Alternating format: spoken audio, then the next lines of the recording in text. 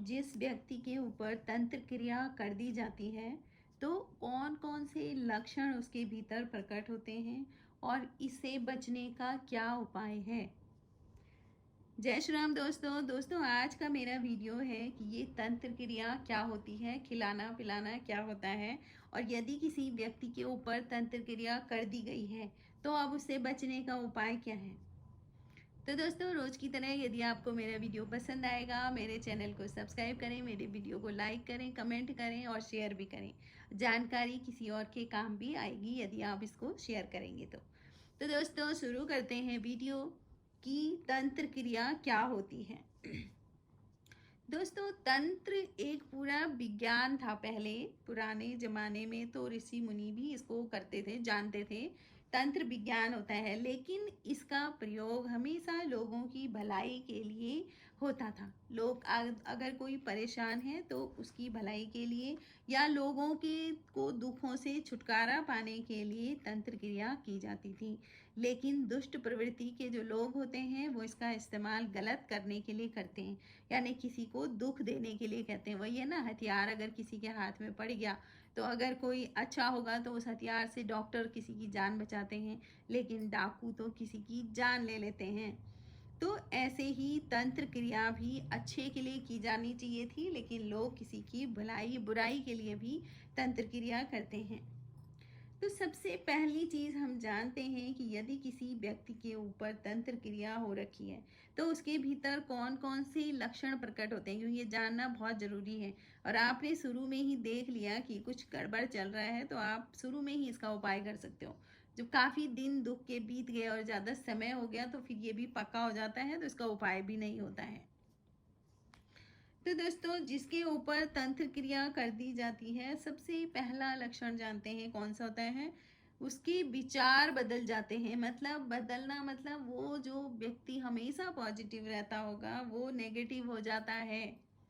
उसको किसी काम के लिए किसी बात पर अगर हम चर्चा कर रहे हैं तो वो बस उसके नेगेटिव रिजल्ट ही बताएगा, क्योंकि उसके ऊपर तंत्र क्रिया हो रखी है। हम लोग समझते नहीं है, हम लोग गुस्सा करते हैं उसी के ऊपर कि ऐसा क्यों सोचता है और इसको अच्छा सोचना चाहिए, लेकिन वो किसी के बस में है, वो किसी दूसरी शक्ति के बस में होता है, इसलिए ऐसे करता है। नंबर 2, वो व्यक्ति गंदगी पसंद हो जाता है। उसको बहुत ज़्यादा गंदा रहना अच्छा लगता है, नहाता नहीं है, उसके कमरे में भी गंदगी रहेगी, मतलब उसका उठने का मन नहीं करेगा, वो जो ज़्यादा आलसी रहेगा तो वो गंदगी पसंद हो जाता है। और जहाँ पर गंदगी होगी वहाँ पर पॉजिटिविटी तो हो ही नहीं सकती है, इसलिए नेगेटिविटी उसके चारों तरफ घूमती है। नंबर 3 कि वो परिवार के सदस्यों से कटा फटा रहेगा, यानी कि जहाँ पर सारे लोग बैठे होंगे वहाँ से उठ के वो अकेले में चला जाएगा। तो परिवार के लोगों से कटा फटा रहेगा, यानी वो सबके साथ बैठ के उसको कभी भी खुशी आनंद नहीं आएगा, बल्कि वो अकेले में जाएगा, क्योंकि सबके साथ तो दूसरों की एनर्जी भी उसको रिफ्लेक्ट करेगी, जबकि उसको तो नेगेटिव रहना है, इसलिए वो उस व्यक्ति को बिल्कुल अलग कर देता है और वो परिवार के लोगों से दूर हो जाता है, ताकि नकारात्मकता अच्छी तरीके से उसके अंदर बैठी रहे। चौथी चीज है कि वो व्यक्ति बार बार बीमार पड़ने लगता है। अब देखो बीमार पड़ने लगेगा क्यों, क्योंकि नकारात्मकता उसके भीतर है। और बीमारी भी किस तरह की होती है तो ध्यान से सुनो आप। इसके अंदर बीमारी जो होती है ना वो होती है कंधों पर, यानी उसको शोल्डर्स में पेन होगा, उसको मतलब स्पॉन्डिलाइटिस टाइप का जो होगा कंधों पे वो होगा। आज्ञा चक्र में उसकी परेशानी आएगी, आपका माथे गर्म रहेगा, उसका सीने में कमर के नीचे बैठने वाले स्थान में, जैसे हम रीढ़ की हड्डी को जहाँ पर सपोर्ट मिलता है उस स्थान पर उसको बहुत ज़्यादा दिक्कत आएगी। धीरे धीरे क्या होगा कि पहले इस तरह की बीमारी होगी और बाद में कोई गंभीर बीमारी का शिकार भी वो हो जाता है।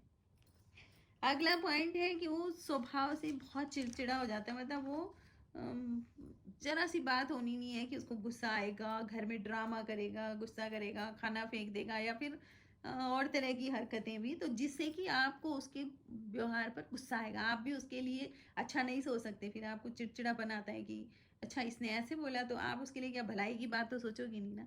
तो इस तरह से वो करता है, जबकि आप जिसके घर में ऐसा हो रहा है उसको समझना चाहिए कि ये किसी और के कंट्रोल में है, तो इसलिए उस पर गुस्सा ना करें। अगली चीज़ है कि पूजा पाठ पसंद नहीं करता है वो। अगर आप पूजा कर रहे हैं ना तो उसको बिल्कुल पसंद नहीं आएगा, गुस्सा करेगा, आप क्यों करते हो, क्यों बैठते हो। जिस समय आप पूजा करेंगे उसी समय वो बहुत हल्ला मचाएगा आपको डिस्टर्ब करने के लिए, और खुद तो कभी पूजा करेगा नहीं। और अगर आप पूजा करने के बाद उसके सामने आरती लाओगे या टीका लगाओगे तो टीका लगाने से भी मना करेगा कि मुझे कुछ नहीं लगाना।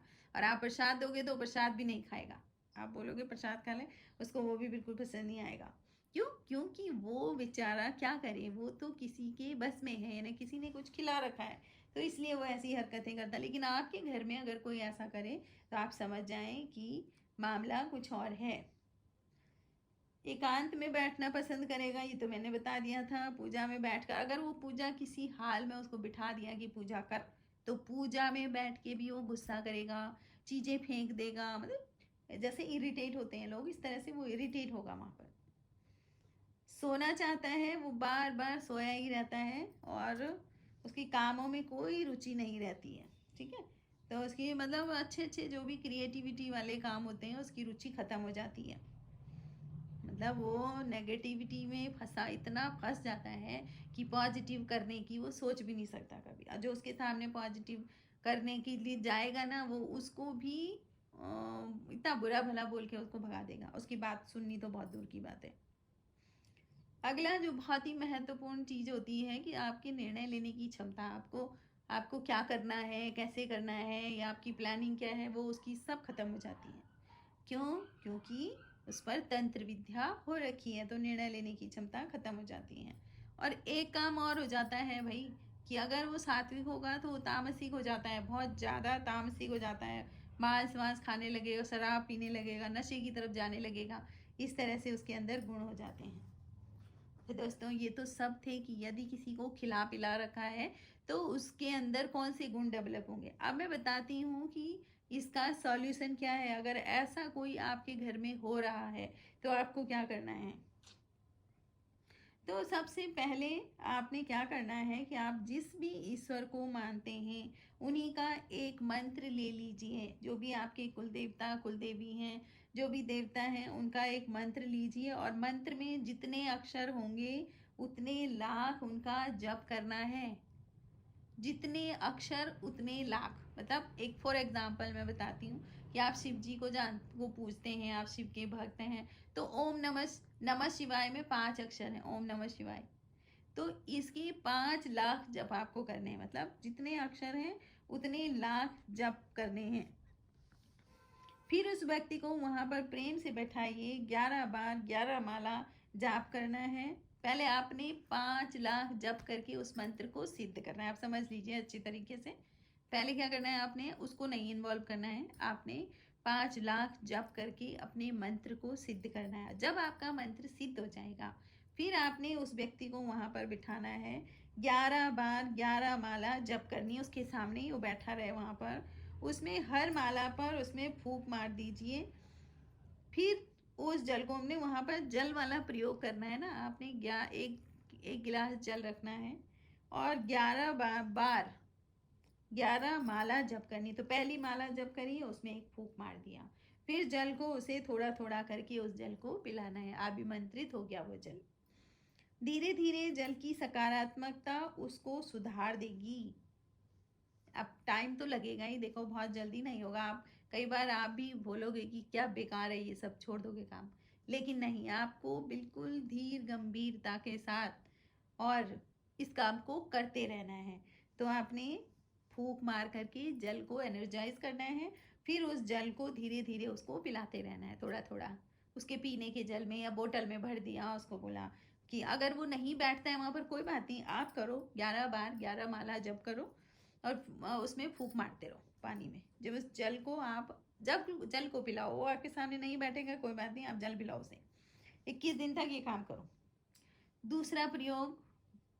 दूसरा एक प्रयोग और है इस बीमारी से निकलने का, कि किसी ने तंत्र विद्या आपके ऊपर कर दी है। तो दूसरा प्रयोग है, पीली सरसों लें, देसी कपूर लेनी है, नीम की पत्तियां लेनी है, गूगल लेना है, देसी घी,